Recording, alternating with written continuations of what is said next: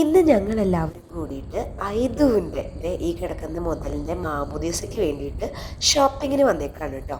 അപ്പോൾ കുട്ടി ഭയങ്കര മസിൽ പിടിച്ചിട്ട് കിടക്കുന്നത് എന്തുകൊണ്ടാണെന്ന് എനിക്ക് മനസ്സിലായിട്ടില്ല. എനിക്ക് തോന്നുന്നു അത് അവന് ചെറുതായി തുടങ്ങി. ആ ഒരു ഉണ്ണികളെ ഇടുന്ന ഒരു എന്താ പറയാന് ആ സംഭവം ഇത്തിരി ചെറുതായിട്ടാണോ എന്നറിയില്ല. അവൻ അതിൽ മസിൽ പിടിച്ച് കിടക്കുന്ന പോലത്തെ ഒരു ഫീൽ കണ്ടോ. അപ്പോൾ കുട്ടിയുടെ മാമോദീസയാണ് കേട്ടോ. അപ്പോൾ നമ്മൾ അതിൻ്റെ ഷോപ്പിങ്ങിന് ഇറങ്ങിയേക്കാണ്.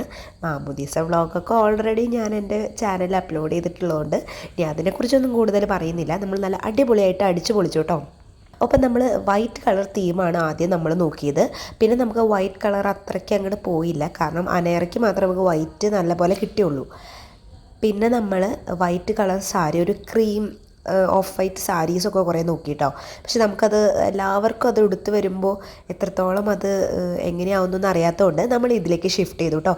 ഇതാവുമ്പോൾ നമുക്ക് എല്ലാവർക്കും നല്ല അടിപൊളി കളേഴ്സ് കിട്ടി. ഈ ഒരു ഗ്രീൻ തീമിലാണ് നമ്മൾ മൊത്തം എല്ലാവരും ഡ്രസ്സൊക്കെ അന്നിട്ടിട്ടുണ്ടായത് കേട്ടോ. എനിക്ക് ഭയങ്കര ഇഷ്ടമായ സാരീസാണ്. എല്ലാം നല്ല അടിപൊളി സാരീസായിരുന്നു. നമ്മളെല്ലാ പെണ്ണുങ്ങൾക്കാണ് കൂടുതൽ ഈ സാരി കളർ എടുത്തത് കേട്ടോ. പിന്നെ പപ്പയ്ക്കും ചേട്ടനും ബിജോയ് ചേട്ടനും എല്ലാവർക്കും വേണ്ടിയിട്ട് നമ്മൾ വൈറ്റ് കളർ ഷർട്ട് അങ്ങനെ നോക്കിയിട്ടുണ്ടായിരുന്നു കേട്ടോ. പിന്നെ ഞങ്ങൾ ഐദൂന് പ്രാക്ടീസും സെറ്റൊക്കെ നോക്കിയിട്ടുണ്ടായിരുന്നു കേട്ടോ. പക്ഷേ ഞങ്ങൾ അത് അവിടെ നിന്ന് എടുത്തില്ല. പിന്നെ ഞങ്ങൾ കല്യാണിൽ വന്നിട്ടാണ് കേട്ടോ പ്രാക്ടീസത്തിൻ്റെ ഡ്രസ്സ് എടുത്തത്. ഫൈനലി നമ്മൾ അക്ഷയയിൽ കയറിയിട്ട് നല്ല അടിപൊളി ബിരിയാണിയും ഫുഡൊക്കെ കഴിച്ചിട്ടാണ് കേട്ടോ നമ്മൾ പോകുന്നത്.